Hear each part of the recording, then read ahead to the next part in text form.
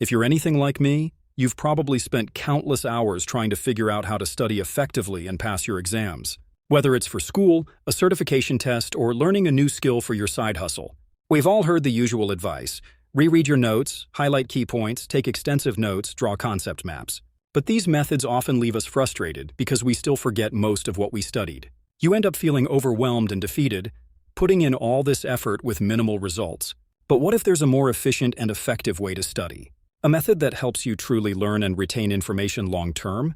That's where Ultra Learning by Scott Young comes in. In this video, I'm going to share powerful tips from this book that will help you learn faster, remember more, and ace your exams. Let's dive in. During my school years, people would always tell me what to study. Read this book, go through this material, memorize these notes. Whenever I asked for advice, I'd get lists of resources, but never guidance on how to actually study them effectively. So naturally, I focused on finding the perfect resources and the best textbooks, believing that with the right materials, I'd easily pass my exams. And honestly, that approach worked, to an extent.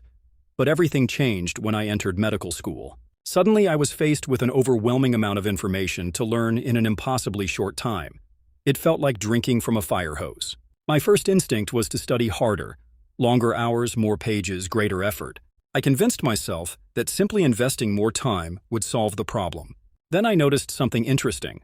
Some students who were earning better grades than me were using the exact same books and materials I was. That's when it clicked. It wasn't about what they were studying, but how they were studying. This revelation led me to research effective study techniques. I read books on learning methodologies and experimented with different approaches, particularly comparing active versus passive learning. The results were transformative. Not only did my grades improve dramatically, but I also felt less burned out. I had more energy and time for self-care, exercising, and spending time with my family and my partner, who is now my wife. I had discovered what it truly means to study smarter, not harder. There's actually a term for this approach, metalearning, learning how to learn. According to Ultra Learning, this should be your first step when studying for an exam or acquiring a new skill. To quote the book, in discussing the principles of ultra learning, meta-learning comes first, understanding how a subject breaks down into different elements and seeing how others have learned it previously, thus providing an advantageous starting point. It's like Abraham Lincoln said, "Give me 6 hours to chop down a tree, and I'll spend the first 4 sharpening the axe." The principle is the same. Invest time up front to determine the most effective approach to learning, and everything else becomes easier.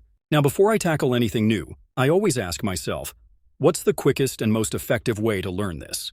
Because how you study is often more important than what you study. Let's consider a practical example. Say you wanted to learn Japanese fluently in just 1 month, with money being no object. You have 3 options. First, you could watch YouTube videos about grammar and pronunciation. Second, you could download Duolingo and complete all the lessons. Third, you could fly to Japan and start conversing with locals, even if you're stumbling through every sentence initially. Which approach would most likely help you achieve fluency in a month? The third option, while most intense, would probably be the fastest route to fluency. Why? Because you're learning in the exact context where you'll use the skill. This is what Ultra Learning calls directness. The book explains, directness is the idea of learning being tied closely to the situation or context that you want to use it in.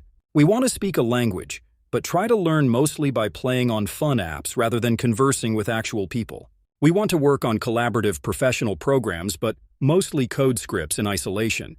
The book continues. When we learn new things, we should always strive to tie them directly to the context we want to use them in. Given the well-documented difficulty with indirect forms of learning, why are they still the default, both in schools and in many failed attempts at self-education? The answer is that learning directly is hard. It's often more frustrating, challenging, and intense than reading a book or sitting through a lecture. But this very difficulty creates a potent source of competitive advantage for any would-be ultra-learner. Think about learning to ride a bike. You don't read a 100-page manual on bicycle mechanics. You get on a bike and start pedaling. The same applies to fitness. You don't develop abs by reading articles about core exercises. You go to the gym and do the work. And with exams, it's identical. If your test consists of multiple-choice questions, the most effective preparation is practicing with similar questions because that's what you'll face on exam day. This doesn't mean methods like note-taking or concept mapping are worthless. They're valuable, especially when you're first trying to understand complex topics like during your initial years of medical school. But when preparing for a high-stakes exam, like a licensing examination, that determines your professional future, focus on what will actually improve your performance on that specific test format. The exam won't ask you to draw a concept map or summarize a chapter. It will present you with options and ask you to select the correct one. To excel at this, you need to practice doing exactly that. Which brings us to our final tip. This last insight is something many students intuitively understand but rarely implement. The main reason? We tend to judge our learning effectiveness by how studying feels in the moment. When something feels easy, like rereading notes or highlighting text, we assume we're comprehending the material well. Conversely, when a study method feels challenging, like using flashcards or taking practice tests, we often avoid it because it feels frustrating and inefficient. But here's the truth. What feels easy isn't necessarily effective, and what feels difficult isn't necessarily unproductive. In fact, it's usually the opposite. Reading and watching videos are ways of inputting information into our brains. But to truly learn and remember that information, we need to practice retrieving it, which is what active recall is all about. That's why methods like practice tests, flashcards, or explaining concepts to others without referencing notes are so powerful, even though they feel much harder than passively reviewing material. So if a study technique feels uncomfortable, like tackling practice questions, it might actually be benefiting you more than you realize. We've spent this video discussing how to learn efficiently and effectively to ace your exams. If you enjoyed this content, you'll love my next video where I share how I built sustainable study habits that helped me achieve top scores. Click the link to watch it now. Thanks for watching, and I'll see you next time.